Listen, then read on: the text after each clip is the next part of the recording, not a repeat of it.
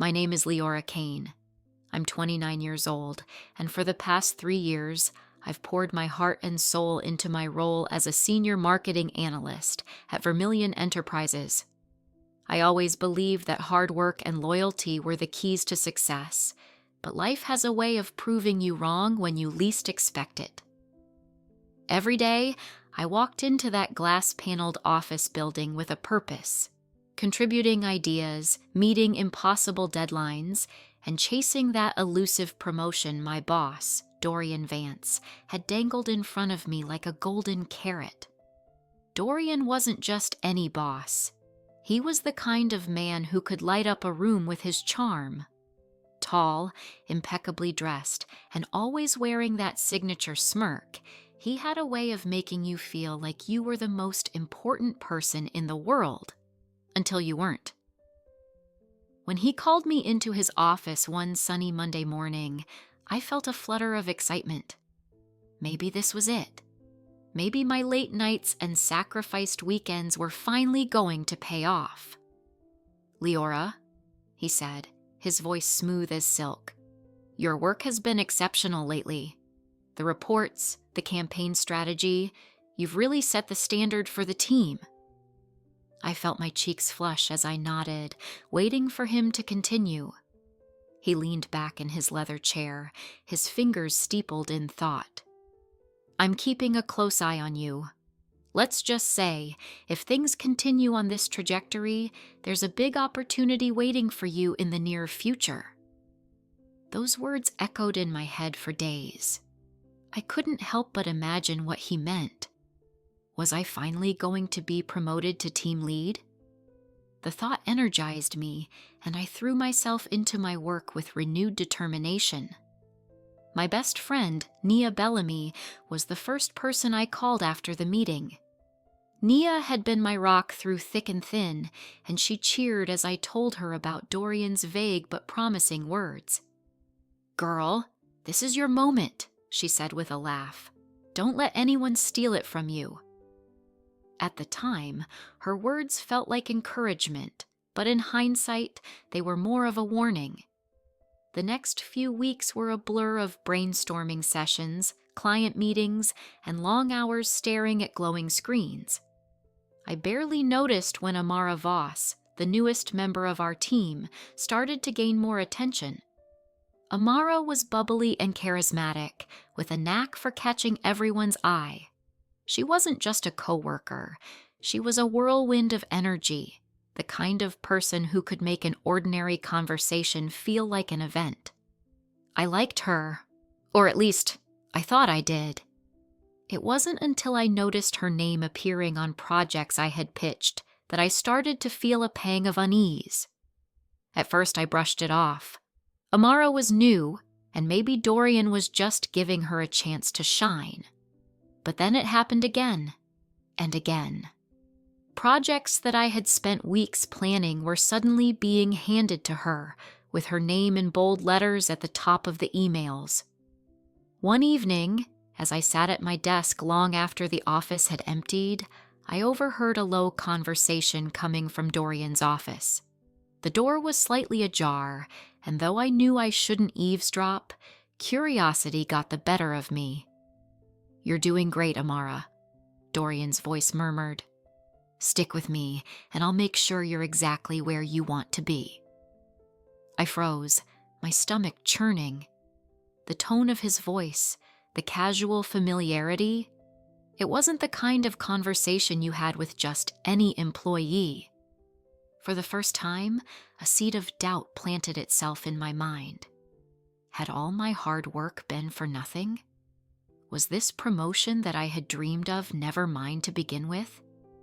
I didn't have the answers then, but one thing was clear. Something wasn't right, and I was going to find out what it was. The days that followed felt like a whirlwind of contradictions. On the surface, everything seemed normal. I continued to work tirelessly, presenting ideas and attending meetings as if nothing had changed. But beneath the surface, doubt gnawed at me. Dorian's words to Amara replayed in my mind on an endless loop. Was he grooming her for the very position he had implied was mine? I tried to brush it off, to tell myself I was overthinking. But every time Amara's name popped up in an email chain, every time Dorian singled her out in a meeting to praise her contributions, my unease grew. She wasn't just getting the projects I had expected to lead, she was now being paraded as the rising star of the team. One afternoon, as I sat in the conference room with the rest of the marketing department, Dorian launched into one of his signature pep talks.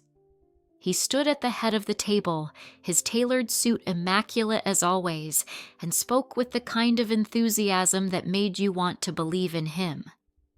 "Amara's work on the Briswell campaign has been phenomenal," he said, gesturing toward her with a smile. "She's brought a fresh perspective to the team, and her contributions have been instrumental to our recent success." Polite applause followed. I clapped too, forcing a smile, but the bitterness in my chest was hard to ignore. The Briswell campaign had been my idea. I had laid the groundwork, developed the pitch, and outlined the execution plan. Amara had joined the project halfway through, yet somehow she was the one getting the accolades. After the meeting, I lingered in the conference room, gathering my things slowly. That's when Riven Calder, one of my more observant coworkers, approached me. Riven had a reputation for staying out of office politics, but his sharp eyes missed nothing. "You okay?" he asked, his voice low enough that no one else could hear. I hesitated before nodding. "I'm fine." "You don't look fine," he said, leaning against the table. "Something's off, isn't it?" I glanced toward the glass walls of the conference room, making sure no one was within earshot. "It's just, Amara," I said carefully. "Have you noticed how quickly she's climbed the ranks?" Riven smirked, a knowing look in his eyes. "You're not the only one who's noticed. Everyone's talking about it. She's good, sure, but it doesn't add up." "Exactly," I said, feeling a rush of relief that someone else saw it too. "It's like she's being handed opportunities on a silver platter while the rest of us are fighting tooth and nail for scraps." Riven's expression grew serious. "Be careful, Liora. Dorian plays favorites. He always has. If you're not in his inner circle, it's easy to get sidelined." His words stayed with me long after our conversation ended. Was that what this was? Favoritism? Or was there something deeper at play? I didn't have answers, but the uneasy feeling in my gut wouldn't let me rest. Later that evening, as I scrolled through my emails at home, one subject line caught my attention. Team Lead Announcement. My heart raced as I clicked on it, a mix of anticipation and dread swirling inside me. The email was from Dorian, addressed to the entire team. I scanned the first few lines, my eyes locking onto the words that felt like a punch to the stomach. "Congratulations to Amara Voss on her new role as team lead. Her exceptional contributions and innovative ideas have earned her this well-deserved promotion." I stared at the screen, my vision blurring with a mix of anger and disbelief. This was it. The promotion I had worked for, dreamed of. It had been handed to someone else right under my nose, and not just anyone, but someone who had been in the company for barely a year. I closed my laptop with shaking hands, my mind racing. This wasn't just unfair, it was a betrayal. And for the first time, I felt something stronger than disappointment. I felt the stirrings of a plan. If Dorian and Amara thought they could pull the rug out from under me without consequences, they were sorely mistaken. The next morning, I walked into the office with a clarity I hadn't felt in weeks.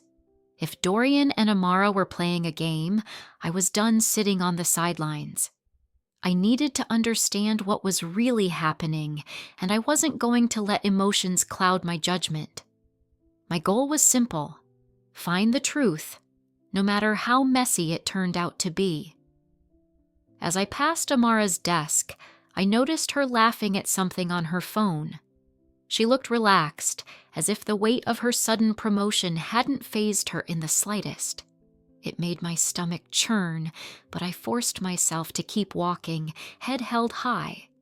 I couldn't let her, or anyone else, see how deeply this had cut me. I spent most of the day doing what I did best, working.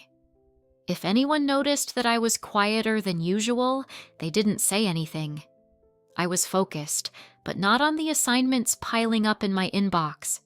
Instead, I started mentally cataloging everything I knew about Dorian's management style, Amara's rise, and the projects I'd been excluded from. Patterns began to emerge, and they all pointed to one undeniable truth. Amara's promotion wasn't earned. It was orchestrated. By lunchtime, I decided to take my investigation a step further. I approached Riven at the coffee station, where he was stirring cream into his mug. "Got a minute?" I asked, my voice low. He glanced at me, reading the seriousness in my expression, and nodded. "Let's talk in the lounge." We found a quiet corner in the employee lounge, away from prying eyes. I leaned forward, my voice barely above a whisper. "You said Dorian plays favorites. Do you think there's more to it than that?" Riven took a sip of his coffee, his brow furrowing. "Depends on what you mean." "I overheard something," I admitted, my stomach knotting as I recalled the conversation I'd eavesdropped on. "He told Amara he'd make sure she gets where she wants to be if she sticks with him?" It didn't sound professional. Riven's eyes widened slightly, but he didn't look surprised. "I've heard rumors," he said cautiously. "People say Dorian gets close to certain employees, helps them climb the ladder faster than they should, but nothing's ever been proven." "Do you think it's true?" I asked, my voice tinged with desperation. He hesitated before answering. "It wouldn't shock me. Dorian's always been more interested in politics than performance. And Amara, well, she's charismatic, but she's not that good." His words confirmed what I'd already suspected, but hearing them out loud sent a chill down my spine. This wasn't just favoritism. It was something much more deliberate and much more unethical. That evening, I stayed late at the office, long after most of my coworkers had gone home. It wasn't unusual for me to work late, so no one thought twice about it. I told myself I was finishing up a campaign analysis, but in reality, I was keeping an eye on Dorian's office. I didn't know exactly what I was looking for, but I knew I'd recognize it when I saw it. Around 8 o'clock, the cleaning crew began making their rounds, and I knew it was my chance. With the hum of vacuum cleaners muffling my footsteps, I approached Dorian's office. The door was unlocked. He always left it that way, a sign of his overconfidence. Inside, the room smelled faintly of leather and cologne. His desk was immaculate, with only a few papers and his laptop neatly arranged. I glanced around, my heart pounding as I searched for anything that might shed light on his relationship with Amara. Then I saw it. A folder partially tucked beneath his laptop. My hands trembled as I pulled it out and opened it. Inside were expense reports, client notes, and, most importantly, an email printout. My breath caught in my throat as I read the subject line. Candidate selection for team lead role.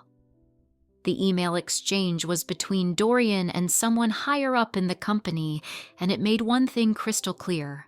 Amara hadn't been chosen because of her qualifications. She'd been pushed forward because of Dorian's influence.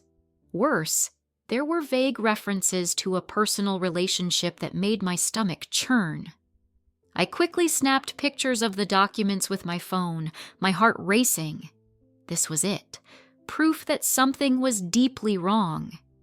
But as I slipped the folder back into place, I heard footsteps approaching. My pulse skyrocketed. I ducked behind the desk, holding my breath as the footsteps stopped just outside the office door. "Hello?" a voice called. It was Dorian. I stayed frozen, my back pressed against the wood of his desk. After a few agonizing moments, the footsteps retreated, and I exhaled slowly. I waited until I was certain the coast was clear before slipping out of the office, my heart pounding with adrenaline. As I walked out into the night, the weight of what I'd discovered settled over me. This wasn't just about a promotion anymore. This was about integrity, about exposing the truth. Dorian had crossed a line, and if he thought I was going to let it slide, he was in for a rude awakening. The next morning, I arrived at the office early, the weight of my discoveries pressing heavily on my shoulders. The pictures I had taken of the email and documents were stored safely on my phone, but the question remained: what was I going to do with them? My anger was simmering, but this wasn't just about confronting Dorian anymore. It was about making sure he couldn't sweep this under the rug. As the day began, I kept my head down, pretending everything was normal. Dorian was his usual charismatic self, strolling through the office with that confident smirk that now made my skin crawl. Amara, meanwhile, seemed oblivious, chatting cheerfully with coworkers, basking in her new role. If she had any idea of the storm brewing, she didn't show it. Around mid-morning, I spotted Riven by the break room and decided it was time to loop him in. I approached him, keeping my voice low. "Can we talk somewhere private?" He gave me a curious look but nodded. "Conference room?" We slipped into one of the smaller meeting rooms and closed the door. I pulled out my phone, my hands trembling slightly as I brought up the pictures.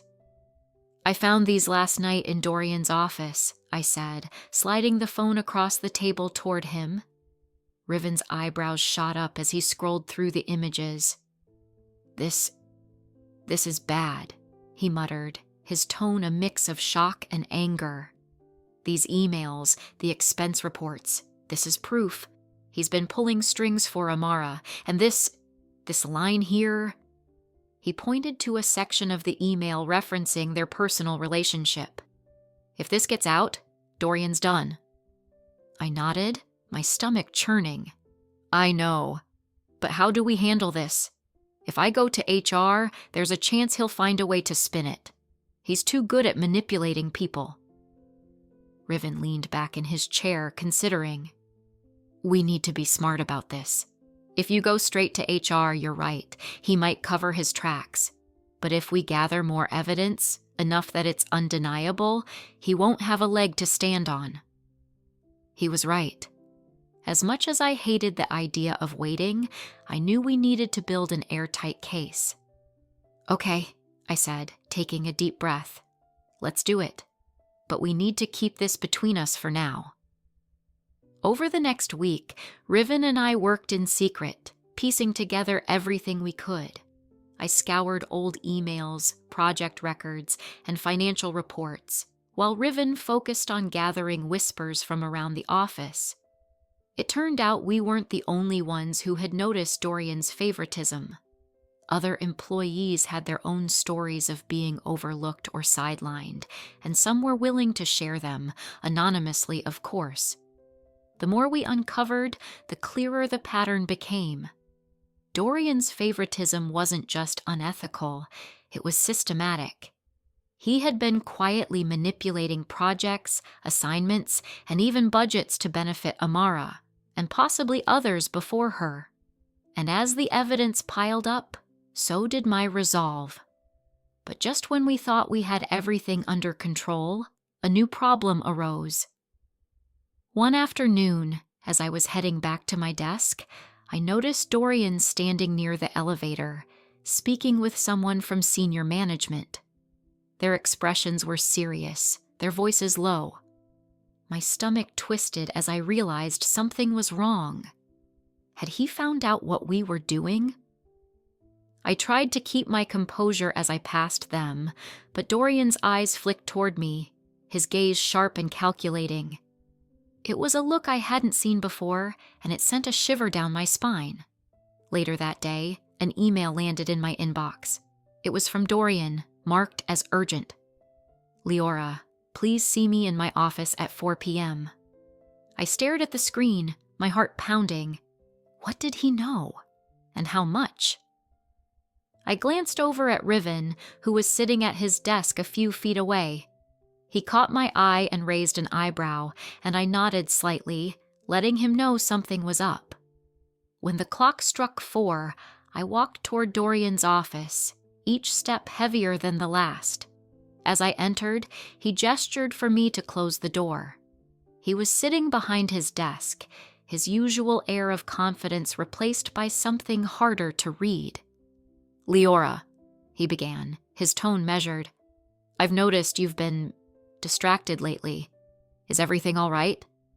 I forced a neutral expression, my heart racing.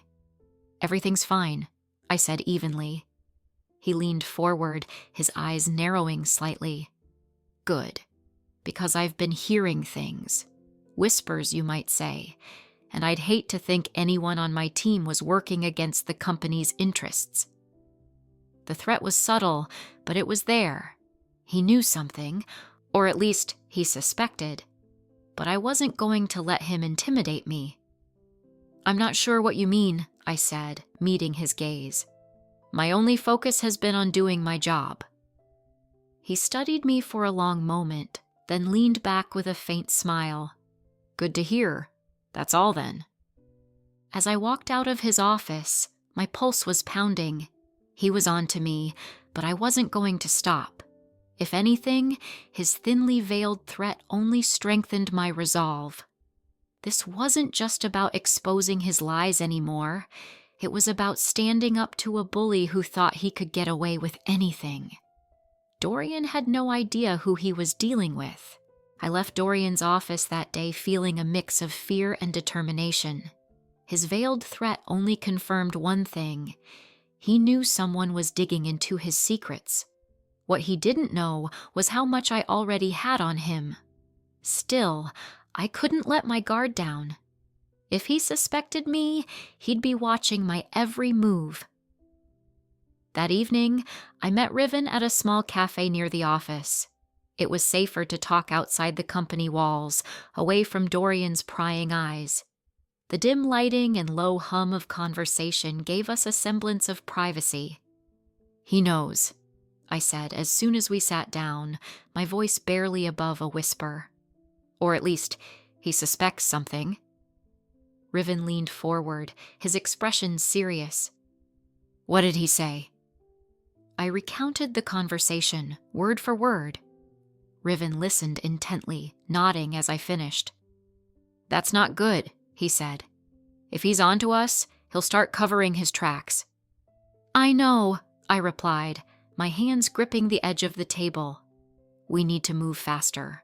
We have enough evidence now, don't we?" Riven hesitated. "It's solid, but if we want to take this to HR or higher, we need something undeniable, something that ties everything together." I sighed, frustrated but understanding. "So, what's the next step?" He glanced around the cafe, ensuring no one was listening, then leaned in closer. "We need access to his personal files, not just the surface stuff, the deep records, the kind of things he wouldn't leave lying around in his office." My stomach sank. "You're talking about his computer." "Exactly," Riven said. "There's no way he's not keeping some of this under lock and key digitally. If we can get in, we'll have everything we need." It was a risky move, but Riven was right.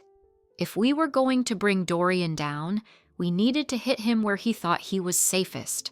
The problem was, I had no idea how we'd get access to his computer without getting caught. The opportunity presented itself sooner than I expected. The next day, Dorian left the office unexpectedly, saying he had an important client meeting. It wasn't unusual for him to be out for hours at a time, but today it felt like fate. His office door was closed, but I knew he hadn't locked his computer. He never did. His arrogance wouldn't allow it. I caught Riven's eye from across the room. He must have been thinking the same thing because he gave me a subtle nod. Now was our chance. I waited until the office was relatively quiet, most people either at lunch or deep in their own work. Then, with my heart pounding, I slipped into Dorian's office and closed the door behind me. The air was thick with the faint scent of his cologne, and the room was as meticulously organized as always. His laptop sat on the desk, the screen dark. I pressed a key, and the screen lit up, revealing his desktop. No password prompt. Just as I thought. My hands trembled as I navigated through his files, searching for anything that could tie together the threads of what we already knew. Most of it was standard work documents, client presentations, campaign notes, but then I found a folder buried in a series of subfolders labeled innocuously as *archive*. Inside, my breath caught. Emails, hundreds of them. Messages between Dorian and senior management, between Dorian and Amara, and even a few between Dorian and what appeared to be external contacts. They detailed everything, how he had pushed for Amara's promotion, how he had manipulated budgets to favor certain projects, and worst of all, thinly veiled hints at personal favors exchanged for professional advancement. I didn't have time to read them all. I pulled out my phone and began snapping pictures as quickly as I could. Just as I finished, I heard footsteps in the hallway. My heart stopped. The footsteps grew louder, then paused outside the door. I froze, every muscle in my body tense. Was it Dorian? Had he come back early? The door handle rattled, and I felt a surge of panic. But instead of opening, the footsteps retreated, fading down the hall. I let out a shaky breath, my hands still trembling. I quickly closed the files, shut down the laptop, and slipped out of the office, trying to appear calm as I walked back to my desk. My heart didn't stop racing until I was safely seated, my phone tucked into my pocket with the evidence secure. That night, as I reviewed the photos I had taken, I felt a strange mix of triumph and dread. We had what we needed to expose Dorian, but the stakes had never been higher. If he found out what we were doing before we went public, there was no telling what he might do. But one thing was certain, the game was about to change. And this time, I was holding the winning hand. The following morning, I woke up with a strange mixture of anticipation and fear. The evidence I had collected the previous day was explosive enough to take Dorian down, but every step forward carried a growing risk. He was already suspicious of me, and if he uncovered what I had done, the consequences could be severe, not just for my career, but possibly for my reputation. At the office, I met Riven in the break room. We avoided eye contact at first, speaking in the low, casual tones of coworkers discussing a project. Finally, he said, "Did you get it?" I nodded, keeping my voice steady. "Everything. Emails, financial records, and a few interesting conversations. It's all there." Riven glanced around to make sure we were alone. "We're ready then. We can't sit on this anymore. What's the plan?" "We take it to HR, I said, my voice firmer than I felt. "And not just HR. We need to send it directly to senior management, bypassing anyone who could tip Dorian off." Riven hesitated, his brow furrowing. "You sure about this? If this backfires, Dorian's going to come after you hard." "I'm sure," I said, my jaw tightening. "This isn't just about me anymore. He's been playing this game for years, and if we don't stop him now, he'll just keep doing it." Riven gave me a small nod. "All right, let's do it." I spent the next few hours assembling everything into a single, cohesive report. Each piece of evidence was carefully labeled and explained, leaving no room for doubt. The emails were damning enough on their own, but the financial discrepancies and personal communications painted a picture of manipulation that was impossible to ignore. Once the report was ready, Riven and I drafted an email to HR and senior management. It was concise but direct, outlining the allegations and attaching the evidence. My heart raced as I hovered over the send button. "You ready?" Riven asked. I took a deep breath. Ready. And then I clicked send. The rest of the day passed in a haze. I couldn't focus on my work, constantly glancing at my inbox, waiting for a response. The weight of what I'd done pressed heavily on me, but there was no turning back now. By mid-afternoon, the office buzzed with an unusual energy. I noticed small groups of people huddled together, whispering. Something was happening, and it didn't take long to find out what. An email arrived in my inbox from Catherine Ellison, the head of HR. It was a company-wide message, brief and to the point. Effective immediately, Dorian Vance has been placed on administrative leave pending an investigation. All inquiries regarding this matter should be directed to HR. Thank you for your cooperation. I stared at the screen, barely able to process the words. It was happening. My heart pounded as I glanced over at Riven, who had seen the email too. He gave me a subtle nod, his expression a mix of relief and disbelief. The rest of the day was surreal. Dorian's office door remained closed, and by the end of the day, his desk was empty. The news spread quickly, and while most people were cautious not to speak openly, the undercurrent of tension was palpable. For the first time in years, it felt like the balance of power in the office had shifted. As I packed up to leave, Riven stopped by my desk. "You did it," he said quietly. "We did it." "It's not over yet," I replied. "There's still an investigation. But at least now, people know the truth." As I walked out of the building that evening, the weight on my shoulders began to lift. I had done what I set out to do, and though the fight wasn't entirely over, I finally felt like I could breathe again. The next few days would reveal the full extent of the fallout. But for now, I allowed myself a moment of peace, knowing I had taken the first step toward justice, and there was no going back. The following day, the office was humming with a mixture of unease and curiosity. Dorian's abrupt absence had left a vacuum, and while the official line was pending investigation, rumors were spreading like wildfire. Whispers about favoritism, financial misconduct, and improper relationships floated through the air, each more scandalous than the last. I tried to keep my head down, but every now and then, I caught someone glancing in my direction, their expression unreadable. Riven and I had agreed to lay low and act as though we had nothing to do with Dorian's sudden departure. Still, the tension was impossible to ignore. I couldn't shake the nagging fear that Dorian might somehow retaliate, even from a distance. But the evidence was out of my hands now. The wheels were already turning, and I had to trust the process.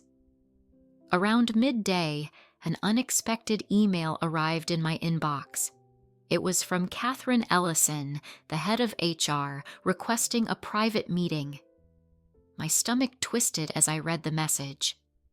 Was this about my report? Had Dorian somehow found a way to deflect the blame?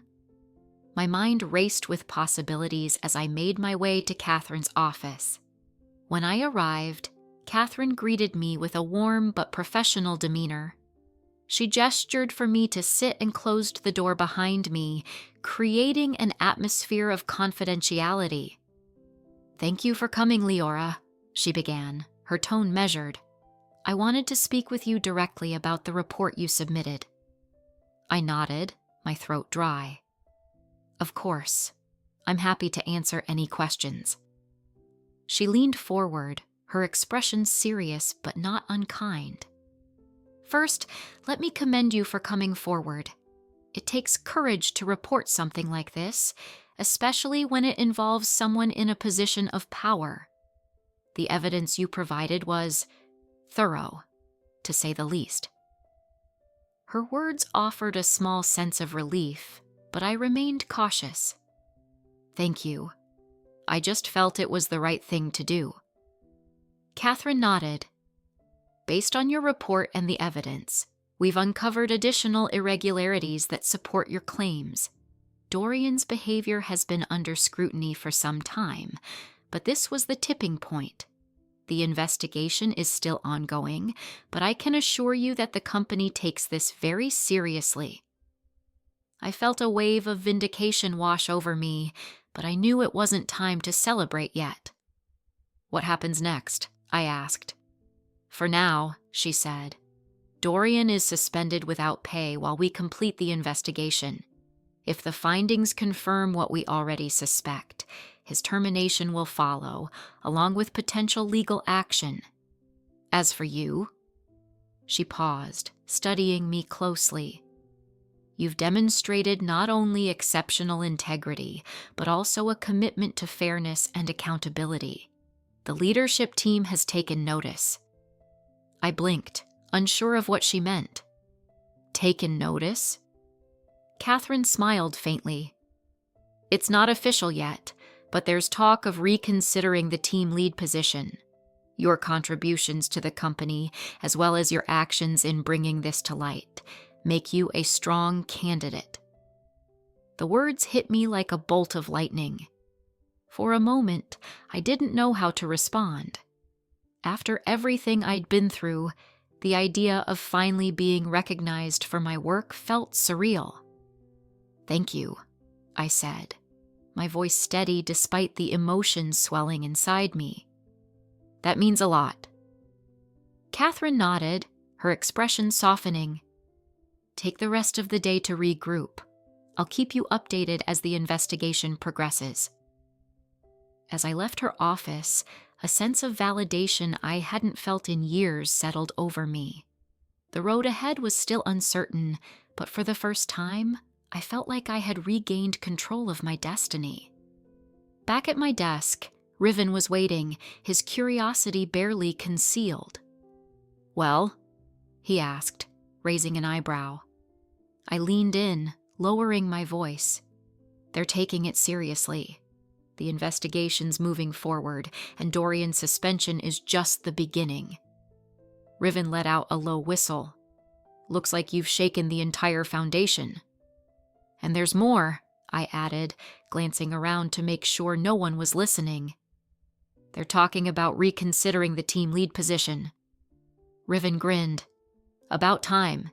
If anyone deserves it, it's you. I smiled, but deep down, I knew the battle wasn't over. Dorian was a master manipulator, and while the company had finally taken action, I couldn't afford to let my guard down. He wasn't the type to go quietly, and I had a feeling this was far from the end of his schemes. But for now, I allowed myself to savor the small victory. The truth was out, and the balance of power had shifted. Whatever came next, I was ready. The days following my meeting with Catherine felt like a fragile calm before a storm. The investigation into Dorian continued, and while I knew I had done the right thing, the weight of uncertainty lingered. I worked diligently, trying to focus on my tasks and maintain a sense of normalcy.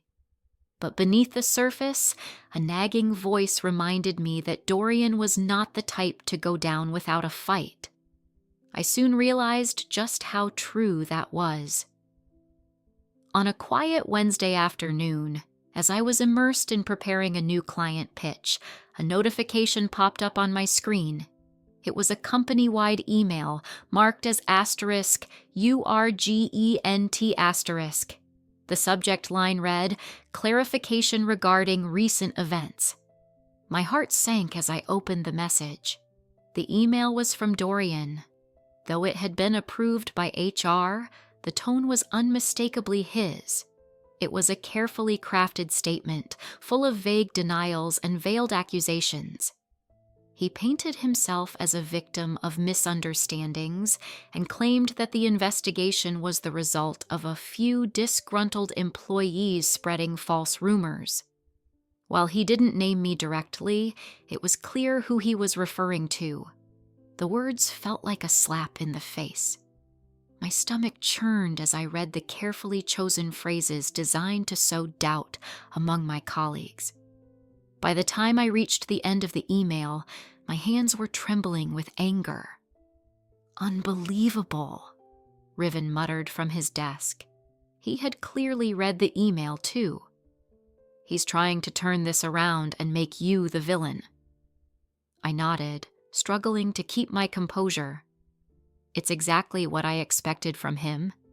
He's trying to manipulate the narrative before the investigation is complete. "But it's not going to work," Riven said firmly. "The evidence is too strong." I wanted to believe him, but doubt gnawed at me. Dorian's charisma and influence had always been his greatest weapons. Even now, with the walls closing in around him, he was finding a way to twist the story to his advantage. That evening, as I sat alone in my apartment, I felt the weight of everything pressing down on me. What if Dorian's tactics worked? What if people believed his lies and I became the scapegoat? The thought was suffocating, but as I stared at my laptop, an idea began to form in my mind. If Dorian wanted to play this game publicly, then I would respond publicly too. I opened a blank document and began drafting my own statement. A clear, factual account of what had transpired, supported by the evidence I had already submitted to HR. My goal wasn't to attack Dorian, but to present the truth in a way that couldn't be refuted. The next day, I submitted my statement to Catherine and the HR team. I made it clear that I wasn't seeking revenge or personal gain. I simply wanted to ensure that the truth prevailed. Catherine responded quickly, assuring me that my statement would be reviewed and taken into consideration as the investigation moved forward. Over the next week, the tension in the office reached a boiling point. Dorian's allies became more vocal, questioning the legitimacy of the investigation and spreading whispers about my motives.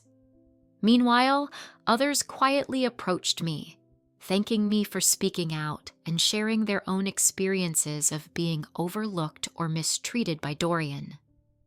One afternoon, as I was returning from a meeting, I found Amara waiting by my desk. She looked nervous, her usual confidence replaced by something softer, almost hesitant. "Can we talk?" she asked.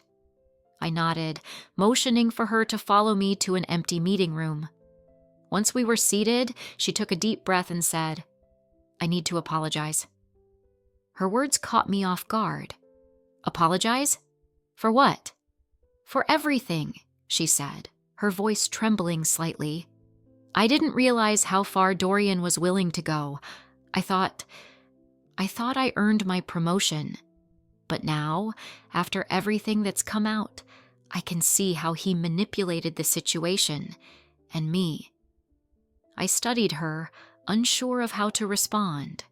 There was genuine regret in her eyes, but I couldn't ignore the damage her actions had caused. "I didn't mean to take anything from you, Liora," she continued, "and I want to help make things right. If there's anything I can do, anything at all, just let me know." Her words felt like a small olive branch, and while I wasn't ready to completely forgive her, I appreciated her willingness to take responsibility. "Thank you, Amara," I said finally. "I'll let you know if I think of anything." As she left the room, I felt a flicker of hope. Maybe this wasn't just about taking Dorian down.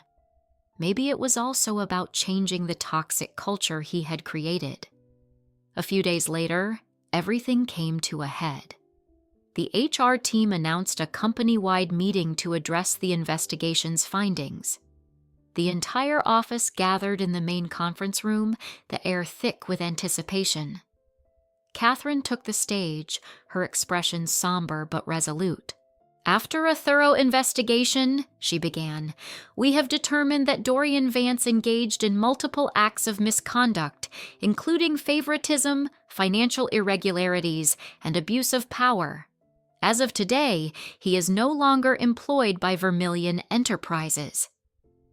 A wave of murmurs swept through the room, but Catherine wasn't finished. "We also want to acknowledge the courage of those who came forward to expose these issues. Their actions have prompted us to re-examine our policies and ensure that this kind of behavior is never tolerated again." I felt a surge of emotion as Catherine's words sank in. It was over. Dorian was gone, and the truth had finally prevailed. As the meeting ended, people approached me one by one, some offering quiet thanks, others apologizing for doubting me. Riven gave me a thumbs up from across the room, and even Amara offered a small smile. For the first time in weeks, I felt a sense of peace.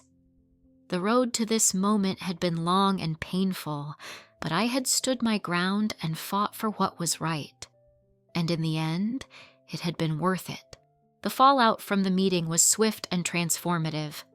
With Dorian officially gone, the office felt lighter, almost like a weight had been lifted from everyone's shoulders. The whispers and side glances that had plagued me for weeks began to fade, replaced by a quiet respect. People who had once been skeptical of my motives now seemed to see me in a different light. But it wasn't just about me. The entire company felt different. Catherine and the HR team wasted no time implementing changes, policies that promoted transparency, fairness, and accountability. New reporting structures were introduced, ensuring that no one could abuse their position the way Dorian had. For the first time, I felt like the company was moving in the right direction. Amara kept her word. Over the next few weeks, she worked to rebuild trust with the team, often going out of her way to acknowledge the contributions of others. It wasn't an overnight transformation, but her efforts felt genuine. One day, as we wrapped up a brainstorming session, she pulled me aside. "I know I have a long way to go," she said, her voice earnest, "but I want you to know that I'm committed to doing things the right way from now on, and I owe that to you." I nodded, appreciating her honesty. "It's not about owing me," I said. "It's about making sure no one else has to go through what I did." Amara smiled faintly. "Still, thank you." Meanwhile, my own career began to take a turn I hadn't expected. A week after the company-wide meeting, Catherine invited me to her office once again. As I sat across from her, I couldn't help but feel a sense of déjà vu. But this time, the stakes were different. "Liora," Catherine began, folding her hands on the desk, "we've been incredibly impressed with how you've handled this entire situation. Your courage, your integrity, and your commitment to this company haven't gone unnoticed." "Thank you," I said, though I could feel my nerves bubbling under the surface. Where was this going? "With that in mind," she continued, "we'd like to offer you the position of team lead. It's a role you've more than earned, and we believe you're exactly the kind of leader this team needs moving forward." For a moment, I was too stunned to speak. After everything I had been through, the idea of finally being recognized for my work felt almost surreal. When I found my voice, I managed to say, "I'd be honored." Catherine smiled. "You've earned it, Liora, and I have no doubt you'll do great things in this role." The announcement was made later that day, and the team's response was overwhelmingly positive. Riven was the first to congratulate me, his grin as wide as I'd ever seen. "I knew you'd get it," he said, clapping me on the shoulder. They couldn't have picked anyone better. For the first time in what felt like forever, I allowed myself to feel proud. This wasn't just about a title or recognition. It was about proving to myself that I could stand up for what was right and still come out stronger on the other side. Over the next few months, I threw myself into my new role. I made it a point to foster collaboration and ensure that every voice on the team was heard. Slowly but surely, the team began to heal from the toxicity Dorian had left behind. It wasn't always easy, but the progress was undeniable. One evening, as I sat at my desk finishing up for the day, Riven stopped by. "You heading out soon?" he asked. "Yeah, just wrapping up," I said, leaning back in my chair. "What about you?" "Same," he replied, then hesitated. "You know, it's kind of amazing how far we've come. A few months ago, this place felt like a battlefield. Now, it actually feels good." I smiled. "It does, doesn't it? And that's because of you," he added, his tone sincere. "You changed things, Liora. You made this place better." His words caught me off guard, but they meant more than I could say. "Thanks, Riven," I said quietly. "I couldn't have done it without you." As I walked out of the office that night, the city lights reflecting off the glass buildings around me, I felt a sense of closure. The battle with Dorian had been one of the hardest things I'd ever faced, but it had also taught me something important. Standing up for what's right isn't always easy, but it's always worth it. And as I looked ahead to the future, I knew one thing for certain. I was ready for whatever came next. As the weeks turned into months, the office continued to transform. The changes Catherine and senior management implemented started to take root, creating a culture of fairness and openness that had long been absent. Employees who had once walked on eggshells now spoke up during meetings, contributing ideas freely without fear of being sidelined. The team felt stronger, more united, and I felt proud to have played a part in that transformation. One of my priorities as team lead was ensuring no one ever felt as overlooked as I had. I scheduled regular one-on-one meetings with every member of my team, using those moments to listen, mentor, and give credit where it was due. I wanted them to feel valued in ways I hadn't before, and I could see the difference it made. But even as the office found its rhythm again, I couldn't fully shake the shadow Dorian had left behind. Though he was gone, whispers of his name occasionally surfaced, often accompanied by questions about what he was doing now. It didn't take long to find out. One Friday morning, an email landed in my inbox with a subject line that made my stomach tighten. "Industry news, former exec joins competitor." I clicked on it, my heart pounding. The article announced that Dorian had taken a senior position at a rival company, a company known for its aggressive, cutthroat culture. My pulse quickened as I read the details. It seemed he had landed on his feet, spinning the narrative to his advantage once again. Riven noticed my expression as I stared at my screen. "What's up?" he asked, sliding into the chair next to mine. "Dorian," I said, turning the monitor so he could see the article. "He's already got a new job." Riven skimmed the article, his jaw tightening. "Of course he does. People like him always find a way to bounce back." I sighed, frustration bubbling beneath the surface. It's infuriating. After everything he's done, he still gets to walk away like nothing happened. Riven leaned back, crossing his arms. He might have landed a new gig, but people don't change overnight. Eventually, he'll dig himself into another hole. And when he does, he won't have you to blame this time. His words offered some comfort, but I couldn't ignore the uneasy feeling in my chest. Dorian might be out of our company, but his presence in the industry still felt like a lingering threat. Later that day, as I packed up to leave, Catherine stopped by my desk. "Got a minute?" she asked. "Of course," I said, following her to her office. She closed the door and gestured for me to sit. "I wanted to share something with you," she began. "We've received some inquiries from industry professionals about what happened with Dorian. It seems word of the investigation has spread beyond our walls." My brow furrowed. "And we've been honest," she said. "We've provided factual accounts to those who've asked. It's important to maintain transparency, not just within our company, but in the industry as a whole." I nodded, understanding what she meant. While Dorian had landed a new role, his reputation was already starting to tarnish. The truth had a way of catching up with people, and in his case, it was only a matter of time. That evening, as I walked out of the building, I felt a strange sense of closure. Dorian might have escaped immediate consequences, but I had no doubt that his actions would eventually catch up to him.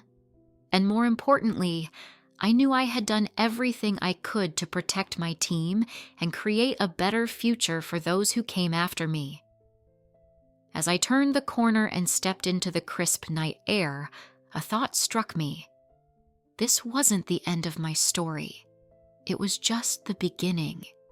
There would always be challenges, always be obstacles to overcome. But if this experience had taught me anything, it was that standing up for what's right wasn't just an act of courage. It was a way of life. And I was ready for whatever came next. Life at Vermilion Enterprises had finally settled into a rhythm that felt both productive and rewarding. The team was thriving. The toxic atmosphere left behind by Dorian was dissipating, and I was beginning to feel comfortable in my role as team lead. Still, a part of me couldn't help but wonder if my chapter with Dorian was truly closed, or if the ripple effects of his actions would somehow find their way back to me. That question was answered a few months later in a way I never expected. It started with a message in my inbox on an otherwise normal Tuesday morning. The sender's name wasn't familiar, but the subject line immediately caught my attention. "Need to speak. Urgent." I opened the email, and my stomach twisted as I read the first line. "Dear Liora, I believe we've both been affected by Dorian Vance, and I need your help." The sender introduced herself as Evelyn Maddox, a senior manager at the company where Dorian had recently taken a new role. She explained that she had stumbled across troubling patterns in his work, patterns that felt eerily similar to the issues we had uncovered at Vermilion Enterprises.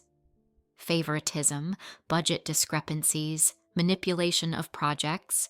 It was all starting to surface again. Evelyn's email was cautious but direct. She had heard whispers about what had happened at Vermilion and sought me out as someone who might understand. She wanted advice on how to handle the situation and, more importantly, how to stop Dorian before he caused more damage. I leaned back in my chair, my thoughts racing. This was exactly what I had feared. Dorian hadn't changed. He had simply relocated his behavior to a new environment. And now, someone else was standing in the same position I had been in months ago, grappling with the same doubts, fears, and decisions. I forwarded the email to Catherine, adding a note at the top. "We need to discuss this." Then I sat there, staring at my screen, wondering what my next move should be. By the end of the day, Catherine and I had a plan. She suggested I respond to Evelyn, offering support and sharing the process we had used to gather evidence and approach HR. While we couldn't interfere directly with another company's internal affairs, we could provide Evelyn with the tools and guidance she needed to take action. When I replied to Evelyn, I made it clear that I understood what she was going through. I outlined the steps I had taken, how I had documented everything meticulously, built trust with allies, and approached the situation strategically. I also warned her about the potential backlash and advised her to remain cautious. Her response came quickly, filled with gratitude and determination. "Thank you," she wrote. "I felt so isolated, like I was the only one seeing this. Knowing someone else has been through it and come out stronger gives me hope. I'm not going to let him get away with this." Over the next few weeks, Evelyn and I stayed in touch. She shared updates as she began to gather evidence and rally support within her company. Each time I heard from her, I felt a renewed sense of purpose. This wasn't just about Dorian anymore. It was about empowering people to stand up against those who abused their power, no matter where they were. Eventually, Evelyn's efforts bore fruit. She and her team presented their findings to HR, and once again, Dorian found himself under investigation. This time, however, the fallout was even swifter. His reputation, already tarnished by whispers from his time at Vermilion, couldn't withstand another scandal. Within weeks, he was terminated, and this time there was no soft landing. When Evelyn emailed me to share the news, I felt a sense of closure I hadn't realized I was still seeking. Dorian's reign of manipulation was finally over, and the industry was one step closer to being a fairer place. That evening, as I sat on my couch reflecting on everything that had happened, I realized something important. My experience with Dorian had been painful, but it had also shaped me into someone stronger, more resilient, and more determined to fight for what was right. And by sharing my story with Evelyn, I had helped her find that same strength within herself. This time, I wasn't just closing a chapter, I was helping write a new one where integrity and courage triumphed over deceit and corruption. And as I looked toward the future, I knew I would carry that lesson with me, ready to face whatever challenges came next. Months had passed since Dorian's final fall from grace, and the dust had finally settled. Vermilion Enterprises had not only recovered from the turmoil, but had emerged stronger, a testament to the resilience of its employees and the sweeping changes implemented by leadership. For the first time in years, the workplace truly felt like a community, one built on collaboration, trust, and mutual respect. As team lead, I embraced my new role with pride and responsibility. It wasn't just about managing people, it was about ensuring that everyone had a voice, that credit was given where it was due, and that no one was left feeling invisible or overlooked. The lessons I had learned during my battle with Dorian shaped every decision I made, and I could see the results in the energy and creativity of my team. One Friday evening, after a successful client presentation, Catherine called me into her office. Her warm smile greeted me as she gestured for me to sit. "Liora," she began, "I want to take a moment to acknowledge the incredible work you've done these past few months. You've not only rebuilt your team, but also played a key role in reshaping our company culture." "Thank you," I said, a mix of gratitude and humility in my voice. "I just wanted to make sure no one else had to go through what I did." "And you've done exactly that," she replied, "which is why we're considering expanding your responsibilities. There's an opening on the senior leadership team, and your name has come up more than once." I blinked, stunned. "You're considering me for senior leadership?" Catherine nodded. "It's not official yet, but I wanted you to know you're being strongly considered. You've proven yourself time and time again, and I have no doubt you'd thrive in the role." I left her office that evening with a mix of excitement and disbelief. The idea of joining senior leadership was something I hadn't dared to dream of just a year ago. But now, it felt like a natural progression, a way to continue the work I'd started, not just for my team, but for the entire company. As I walked to the train station, the city lights casting a warm glow around me, my phone buzzed with a message. It was from Evelyn. "Just wanted to share some good news. I've been promoted to director of my department. Your advice and support made this possible. Thank you for everything, Liora. You're making a bigger impact than you realize." I smiled as I read her words, feeling a deep sense of fulfillment. My battle with Dorian hadn't just been about my own career. It had sparked a ripple effect that was reaching people I hadn't even met. That realization filled me with a sense of purpose I couldn't put into words. That weekend, I visited my best friend Nia, who had been my rock through everything. As we sat on her balcony, sipping coffee and watching the sunset, I told her about Catherine's offer and Evelyn's message. "You've come a long way, Liora," Nia said, her voice warm with pride. "You didn't just change your workplace, you changed yourself, and now you're helping others do the same." Her words stayed with me long after our conversation ended. She was right. What had started as a painful, isolating experience had become a catalyst for growth, not just for me, but for the people around me. I had turned adversity into opportunity, and in doing so, I had found my voice, my strength, and my purpose.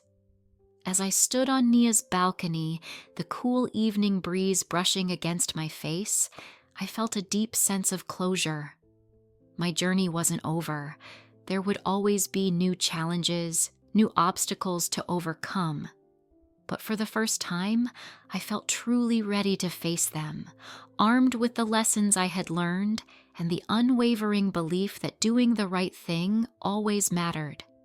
This was my legacy, not just the changes I had made at Vermilion Enterprises, but the lives I had touched and the example I had set. And as I looked out at the city skyline, glowing with possibility, I knew that my story was far from finished. It was only just beginning.